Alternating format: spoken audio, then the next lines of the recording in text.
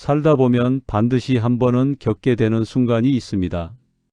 딱히 뭐라고 설명하기 어렵지만 분명히 기분이 나쁜 순간, 상대가 나에게 뭔가 이상하게 대했는데 뭐가 잘못됐는지 짚어 말하기가 애매한 그런 순간 말입니다. 분명 무시당한 것 같은데 막상 뭐라고 하려니 이게 예민한 건지 아니면 진짜로 선을 넘은 건지조차 헷갈립니다. 그냥 넘겨야 하나, 짚고 넘어가야 하나 머릿속이 복잡해지다가 결국 또 조용히 웃고 넘어가게 됩니다. 그러고는 집에 돌아와서 혼자 그 장면을 곱씹으면서 그때 이렇게 말할 걸 하고 후회합니다. 이 경험이 낯설지 않은 분들이 분명히 있을 겁니다. 아니, 어쩌면 지금 이 영상을 보고 있는 대부분의 분들이 그런 경험을 한 번쯤은 해봤을 겁니다. 직장에서, 가족 사이에서, 오래된 친구에게서, 심지어 처음 만난 사람에게서도 그런 순간은 찾아옵니다. 그리고 그 순간이 반복될수록 마음 안에는 무언가가 조금씩 쌓여갑니다. 작은 상처들이 켜켜이 쌓이다 보면 어느 날 문득 이런 생각이 듭니다. 왜 나는 항상 이런 대접을 받는 걸까? 내가 만만해 보이는 걸까? 내가 뭘 잘못하고 있는 걸까? 하지만 오늘 이 영상을 끝까지 보고 나면 그 질문에 대한 답이 생각보다 명확하다는 걸 알게 될 겁니다. 그리고 다음번에 그런 순간이 찾아왔을 때 더 이상 집에 돌아와서 후회하는 일이 줄어들게 될 겁니다. 사람들이 무시당했을 때 보통 두 가지 방식으로 반응합니다. 하나는 그냥 참는 것입니다. 예민하게 굴면 나만 손해다. 저 사람이 원래 좀 저런 사람이다. 내가 크게 생각하는 거겠지라며 스스로를 달랩니다. 그 순간을 모른 척하고 넘어갑니다. 또 하나는 감정이 폭발하는 것입니다. 참다 터져버린 감정이 쏟아지면서 상대방과 정면으로 부딪히는 상황이 됩니다. 그런데 두 가지 모두 결과가 좋지 않습니다. 참는 쪽은 어떻게 될까요? 상대는 그 사람을 점점 더 쉬운 사람으로 학습하게 됩니다. 한 번 선을 넘었는데 아무 반응이 없으면 그 선이 원래 없었던 것처럼 여기게 됩니다. 그 다음에는 조금 더 넘어봅니다. 또 아무 말이 없으면 한 번 더 넘어봅니다. 이것이 반복되면서 관계에는 서서히 위계가 형성됩니다. 한 사람은 편하게 대하고 한 사람은 계속 참아주는 구조가 만들어지는 겁니다. 반대로 감정적으로 폭발하는 쪽은 어떨까요? 폭발은 순간적으로 시원할 수 있습니다. 하지만 그 이유가 문제입니다. 상대는 내 말의 내용보다 내 감정 상태에 집중하게 됩니다. 별것 아닌 걸로 화내는 사람이라는 인상이 남습니다. 그리고 이상하게도 오히려 무시하는 쪽이 피해자가 되는 상황이 벌어지기도 합니다. 내가 참다가 터뜨렸는데 어느 순간 내가 가해자가 되어 있는 황당한 상황 말입니다. 그래서 두 극단 사이에 있는 세 번째 길이 필요합니다. 참지도 않고 폭발하지도 않는 방식, 감정을 조절하면서도 분명하게 선을 긋는 방식, 그리고 그 세 번째 길의 시작점에 아주 짧은 한마디가 있습니다. 그 말은 조금 무례하게 들리네요. 처음 이 문장을 들었을 때 어떤 느낌이 드셨나요? 어떤 분들은 이게 무슨 효과가 있겠어? 라고 생각하실 수도 있습니다. 어떤 분들은 말하기 쉽지 않겠는데 라고 느끼실 수도 있습니다. 그런데 이 짧은 한 문장에는 생각보다 훨씬 깊은 심리적 구조가 숨어 있습니다. 그리고 그 구조를 이해하고 나면 왜 이 말이 그토록 강력한지 자연스럽게 납득이 됩니다. 우선 이 말은 상대를 공격하는 말이 아닙니다.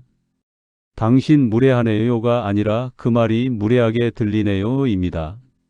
상대의 인격이나 됨됨이를 직접 비판하는 게 아니라 특정 말 또는 행동에 초점을 맞춥니다. 이 차이가 굉장히 중요합니다. 사람을 비판하면 상대는 방어 태세를 취합니다. 공격받았다고 느끼고 반격하거나 자기 합리화를 시작합니다. 하지만 그 말 자체를 지적하면 상대는 자신의 말을 다시 돌아볼 수밖에 없습니다. 싸움이 되는 게 아니라 상대가 자기 말을 다시 검토하게 되는 겁니다. 그리고 이 말에는 감정이 없습니다. 화가 담겨 있지 않고 억울함이 담겨 있지 않습니다. 그냥 사실을 전달하는 말입니다. 내가 그 말을 들었을 때 어떻게 느꼈는지를 차분하게 전달합니다. 이 차분함이 오히려 상대에게 더 큰 심리적 압력을 줍니다. 사람은 감정적인 반응이 오면 그 감정에 반응합니다. 하지만 아무런 감정 없이 사실적으로 그건 무례하게 들렸습니다 라는 말이 오면 상대는 할 말이 없어집니다. 반박할 논리도 없고 맞받아칠 감정도 없기 때문입니다. 여기서 잠깐 생각해 볼 게 있습니다. 왜 사람들은 남을 무시하는 걸까요? 이유는 여러 가지입니다. 어떤 사람은 의도적으로 무시합니다. 자신이 우위에 있다는 것을 확인하고 싶어서 또는 상대를 통제하려는 목적으로 그런 말을 합니다.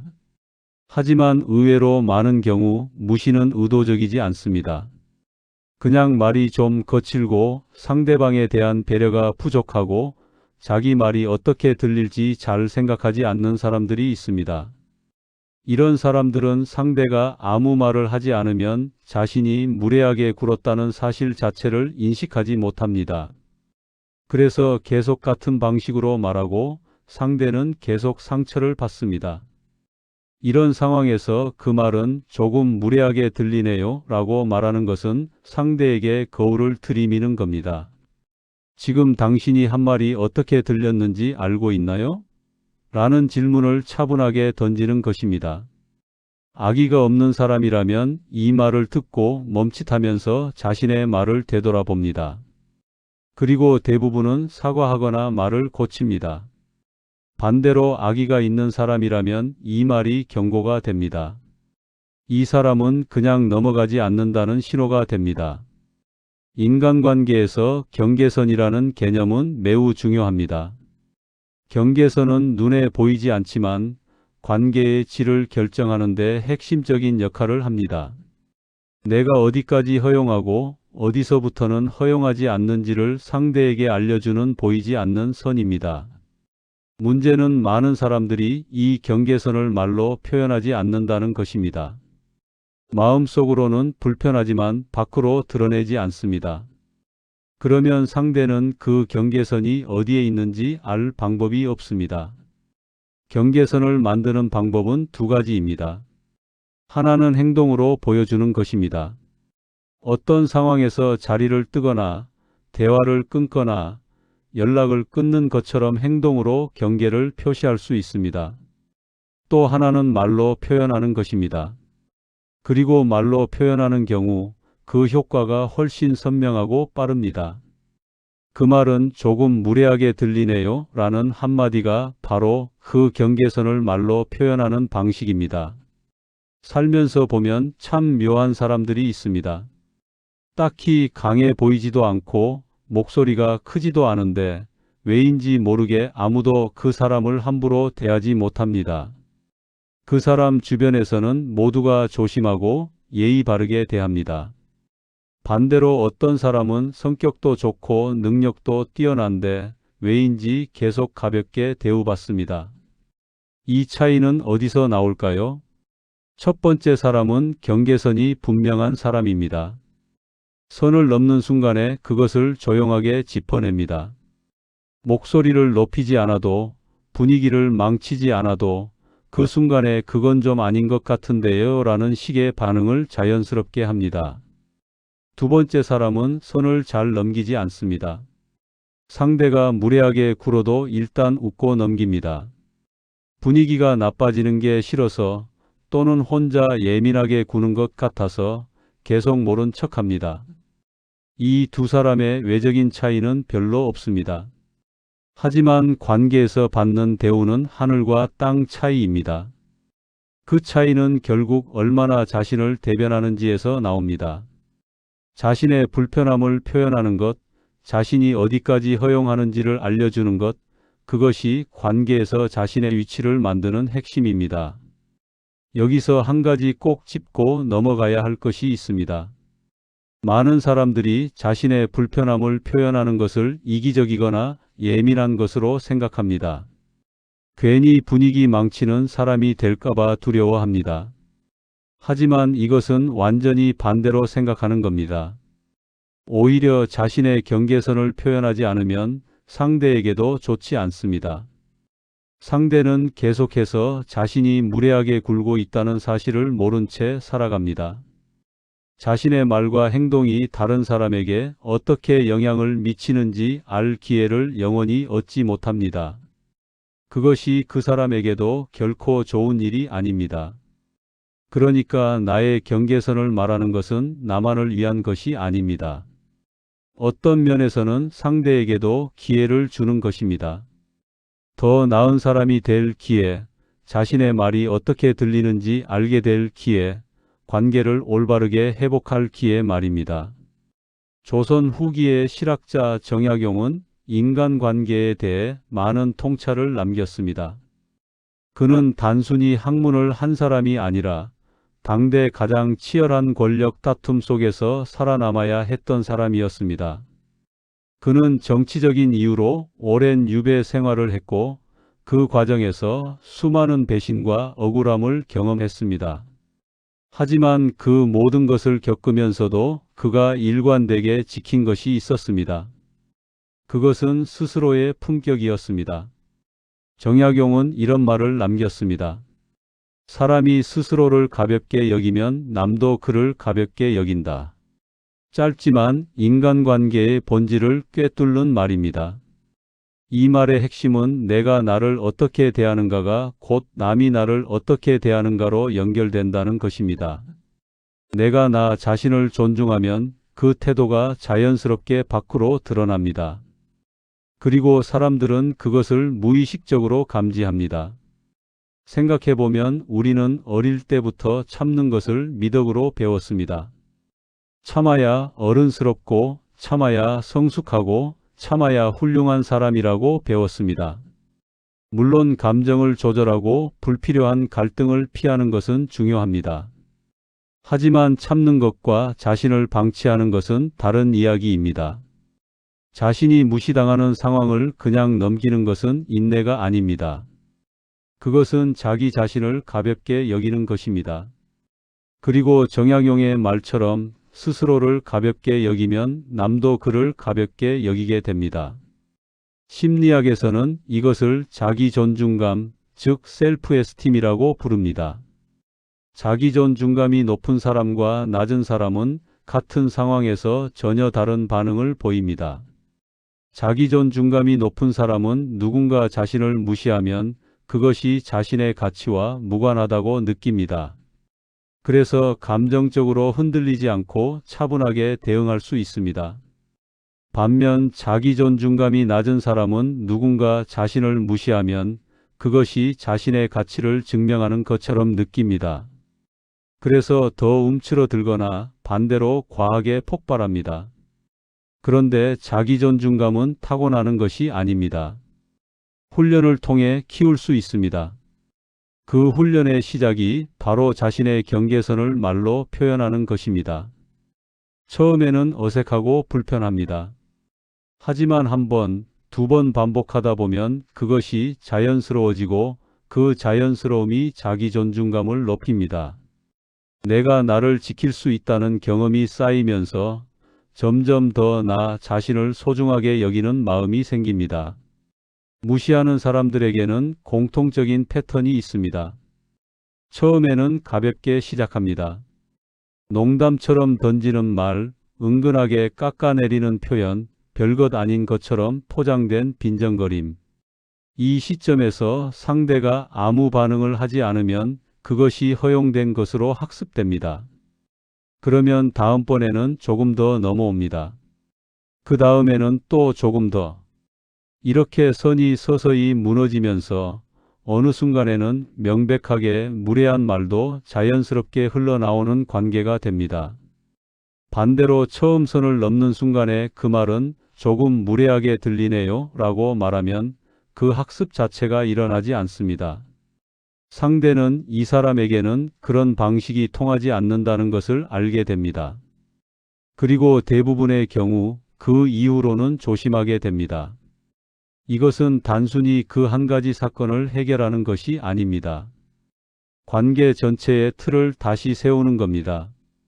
이 사람은 쉽게 대할 수 있는 사람이 아니라 자기 자신을 분명하게 가지고 있는 사람이라는 인식을 심어주는 겁니다. 그리고 그 인식은 이후 관계의 방향을 바꿉니다.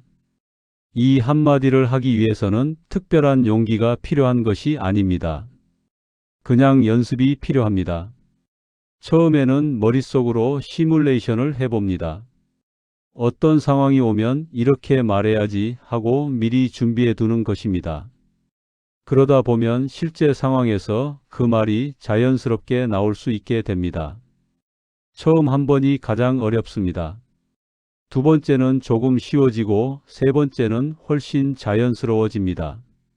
말하는 방식도 중요합니다. 이 말은 크게 할 필요가 없습니다. 목소리를 높일 필요도 없습니다. 오히려 낮고 차분한 목소리로 말할 때 더 큰 효과가 있습니다. 표정도 환한 표정보다는 그냥 진지한 표정이 더 효과적입니다. 감정이 담기지 않은 차분한 전달, 그것이 이 말의 진짜 힘입니다. 그리고 한 가지 더 중요한 것이 있습니다. 이 말을 한 뒤에 상대방의 반응을 기다리는 것입니다. 많은 사람들이 할 말을 하고 나서 불안해집니다. 상대가 화를 낼까봐, 관계가 어색해질까봐 그 공백을 채우려고 얼른 다른 말을 하거나 농담이에요 라고 덧붙입니다. 그러면 방금 했던 말이 힘을 잃습니다. 말하고 나서는 잠시 침묵을 유지하세요. 그 침묵이 말에 무게를 더해줍니다. 인간의 심리에는 사회적 규범이라는 것이 작동합니다. 우리는 서로 어느 정도 예의를 지켜야 한다는 암묵적인 합의 속에서 살아갑니다. 누군가가 명백하게 그 규범을 위반하면 주변 사람들은 그것을 불편하게 여기고 그 사람을 부정적으로 평가합니다. 그 말은 조금 무례하게 들리네요 라는 말은 상대에게 이렇게 말하는 겁니다. 지금 당신은 우리가 암묵적으로 합의한 규범을 어기고 있어요. 그리고 그 말이 공기 중에 퍼지는 순간 상대는 사회적으로 어색한 위치에 놓입니다. 화를 낸 것도 아니고 싸운 것도 아닌데 상대방이 불리한 위치에 서게 됩니다. 이것이 이 한마디의 진짜 구조입니다. 힘으로 누른 것도 아니고 논리로 이긴 것도 아닙니다. 단지 상대가 사회적 규범을 어겼다는 사실을 차분하게 짚어줌으로써 상대 스스로가 자신의 말을 돌아보게 만드는 것입니다. 물론 이 말이 모든 상황에서 통하는 만능 열쇠는 아닙니다. 세상에는 정말로 무례함을 무기처럼 쓰는 사람이 있습니다. 자신이 무례하다는 것을 알면서도 오히려 그것으로 상대를 압박하는 사람들이 있습니다. 이런 사람들에게는 한마디로는 부족할 수 있습니다. 더 명확한 거절이나 더 단호한 태도가 필요할 수 있습니다. 하지만 그런 경우에도 이 한마디는 출발점이 됩니다. 내가 이 상황을 인식하고 있고 그냥 넘어가지 않겠다는 신호를 보내는 것, 그것만으로도 관계의 흐름이 달라집니다. 여기서 정약용의 또 다른 가르침을 떠올리게 됩니다. 그는 유배지에서 오랫동안 홀로 지내면서 수많은 책을 쓰고 제자들에게 글을 보냈습니다. 그 글 속에는 이런 뜻이 담겨 있었습니다. 군자는 남을 탓하기 전에 먼저 자신을 돌아본다. 이 말은 흔히 자기 반성을 하라는 뜻으로 해석되지만 더 깊이 들여다보면 다른 의미가 있습니다. 남의 무례함에 분노하기 전에 내가 그 무례함을 허용해온 방식은 없었는지 돌아보라는 뜻입니다. 내가 계속해서 선을 넘어오는 상대의 말을 웃으면서 받아넘겼다면 그것이 상대에게 어떤 신호를 줬는지 생각해 봐야 합니다. 내가 아무 말도 하지 않았다는 것이 상대에게는 괜찮다는 허락으로 읽혔을 수 있습니다. 이것은 내 잘못이 아닙니다. 하지만 앞으로 무엇을 바꿔야 하는지는 내가 알고 있어야 합니다. 변화는 항상 나로부터 시작됩니다. 상대방이 바뀌기를 기다리는 것은 내가 통제할 수 없는 일입니다. 하지만 내가 어떻게 반응할 것인지는 내가 선택할 수 있습니다. 그 선택의 순간 아주 짧은 한마디가 많은 것을 바꿀 수 있습니다. 이 말이 가진 또 다른 힘은 나 자신에 대한 영향입니다. 누군가에게 무시당하는 상황에서 아무 말도 못하고 넘어가면 어떤 기분이 드는지 아실 겁니다. 집에 돌아와서 그 장면을 계속 떠올립니다. 그때 이렇게 말했어야 했는데 왜 나는 아무 말도 못했을까 하면서 스스로를 탓합니다. 그 감정이 자기 비하로 이어지고 자신감을 조금씩 깎아내립니다. 반대로 그 순간에 그 말은 조금 무례하게 들리네요 라고 말했을 때는 어떨까요? 상대의 반응이 어떻든 간에 적어도 나 자신에 대한 느낌이 달라집니다. 내가 나를 지켰다는 느낌, 상황에 끌려가지 않았다는 느낌, 그 느낌이 쌓이면서 점점 더 자기 자신을 신뢰하게 됩니다. 그리고 그 신뢰가 더 깊어지면 다음번에는 더 어려운 상황에서도 자신을 지킬 수 있게 됩니다. 세상에는 사람의 품격을 시험하는 순간들이 있습니다. 그 순간들은 대부분 아주 사소한 상황 속에 숨어 있습니다. 누군가 농담처럼 던진 말, 지나가듯 한 표현, 별것 아닌 것처럼 보이는 태도. 하지만 그 순간들이 모여서 관계를 만들고 그 관계들이 모여서 우리의 삶을 만듭니다. 정약용 선생이 살았던 시대는 지금과는 전혀 다른 사회였습니다. 신분이 있었고 권력이 있었고 그 구조 속에서 살아남기 위해 많은 사람들이 자신을 낮추고 또 낮춰야 했습니다. 하지만 그 속에서도 어떤 사람들은 끝까지 자신의 중심을 잃지 않았습니다. 그들이 그렇게 할 수 있었던 것은 특별한 힘이 있어서가 아니었습니다. 자기 자신에 대한 분명한 기준이 있었기 때문입니다. 나는 이것까지는 받아들이지만 이것은 받아들이지 않는다는 기준. 그 기준이 삶 전체를 지탱했습니다. 지금 우리가 살아가는 세상도 마찬가지입니다. 직장에서, 가족 안에서, 사회적 관계 속에서 끊임없이 자신을 어디까지 낮춰야 하는지 고민하게 됩니다. 때로는 그냥 넘어가는 것이 현명한 것처럼 느껴집니다. 하지만 어디선가 한 번은 멈춰 서서 조용하게 말해야 합니다. 그 말은 조금 무례하게 들리네요. 그 한마디가 관계를 다시 세우는 시작점이 됩니다. 이 말을 실제로 사용하기 전에 한 가지 마음속에 새겨두셨으면 합니다. 이 말은 상대를 이기기 위한 도구가 아닙니다. 관계에서 우위를 차지하거나 상대방을 창피하게 만들거나 내가 옳고 상대가 틀렸다는 것을 증명하기 위한 말이 아닙니다. 이 말의 본질은 나 자신을 지키는 것입니다. 내가 불편함을 느꼈다는 사실을 솔직하게 표현하는 것입니다. 그 표현이 상대에게 어떤 영향을 미치든 그것은 그 이후의 이야기입니다. 중요한 것은 그 순간 내가 나를 방치하지 않았다는 것입니다. 사람들이 종종 혼동하는 것이 있습니다. 자신을 지키는 것과 공격적인 것을 같은 것으로 착각합니다. 내 경계선을 말하는 것이 싸움을 거는 것처럼 느껴집니다. 하지만 경계선을 말하는 것은 방어이지 공격이 아닙니다. 성벽을 쌓는 것이지 전쟁을 시작하는 것이 아닙니다. 그리고 제대로 된 성벽이 있는 사람은 전쟁을 덜 하게 됩니다. 경계선이 분명한 사람은 오히려 갈등이 줄어듭니다. 상대가 어디서 멈춰야 하는지 알기 때문입니다. 그러니까 역설적으로 자신의 경계선을 표현하는 사람이 더 평화로운 관계를 만들어갑니다. 말하지 않고 참는 사람이 오히려 더 많은 갈등을 경험합니다. 쌓이고 쌓인 감정이 어느 순간 터져 나오면서 그동안의 모든 것이 한꺼번에 폭발하기 때문입니다.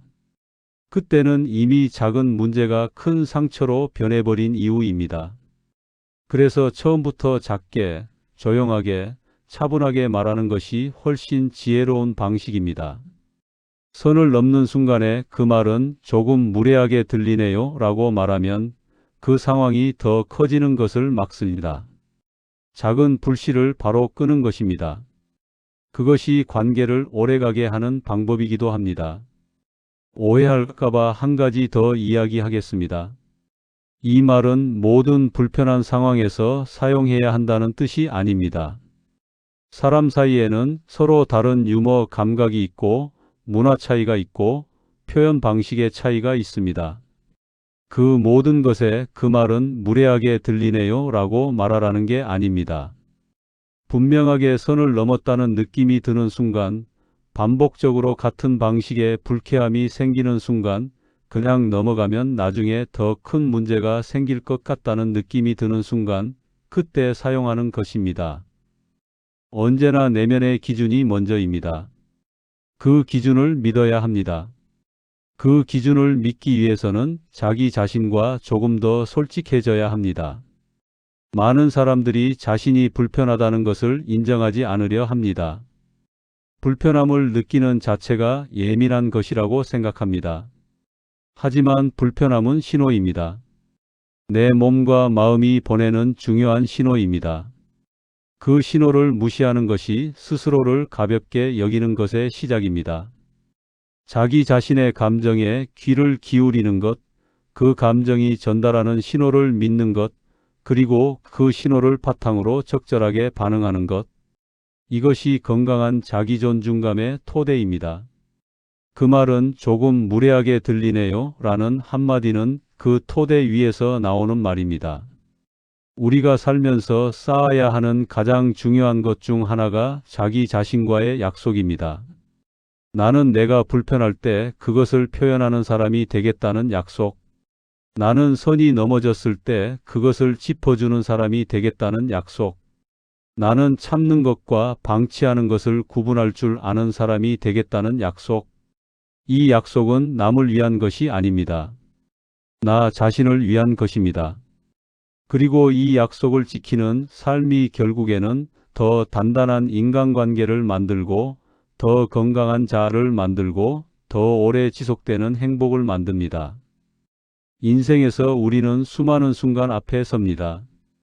말 한마디에 상처받는 순간, 태도 하나에 기분이 나빠지는 순간, 왜 나는 항상 이런 대우를 받는 건지 억울한 순간. 하지만 그 순간들이 단지 고통스러운 경험으로 끝나지 않으려면 그 순간에 나 자신을 지키는 선택을 해야 합니다. 그 선택이 때로는 용기를 필요로 합니다. 하지만 그 용기는 대단한 것이 아닙니다. 그냥 조용하게, 차분하게, 진지하게 말하는 것입니다. 그 말은 조금 무례하게 들리네요. 이 말을 한순간 무언가가 바뀝니다. 상대방이 바뀌고, 관계가 바뀌고, 무엇보다 나 자신이 바뀝니다.